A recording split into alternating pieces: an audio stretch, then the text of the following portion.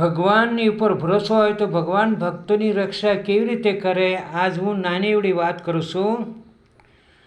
પાંડવોના કુળમાં અભિમન્યુની પત્ની ઔત્રા, બધી લડાઈ ખતમ થયા પછી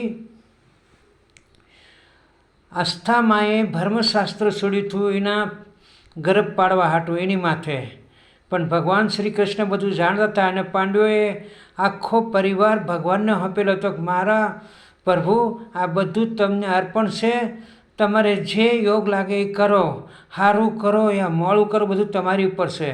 ભગવાને વિચાર કર્યો, ભગવાન તો જાણતા હતા, પાંડવો નહોતા જાણતા આ વાતને. ભગવાને નાનું એવડું રૂપ લઈને ઔત્રાના પેટમાં ગયા અને એક કીડી જેટલું રૂપ લીધું અને પરિષદને જીવતો રાખ્યો અને એને દર્શન દીધા પેટમાં. આ પરિષદ રાજા. તો મારું કહેવાનું એવું થાય છે, અગર ભગવાનની માથે તમને ભરોસો હોય તો બધું તમે જે કાંઈ કરો એ ભગવાનને અર્પણ કરો તો ભગવાન તમારો ધન દોલત ધંધાનું ગાડું બાડું બધું ભગવાન રીતસર હાંકે છે. તમને વિશ્વાસ હોય તો ભગવાન આવી રીતે આવીને ઊભા રહે અને તમારા કાર્ય થઈ જાય, તમને ખબર ન પડે. આવી રીતે ઔત્રાના પેટમાં પરિષદની રક્ષા ભગવાને કરી હતી. જય દ્વારકાધીશ.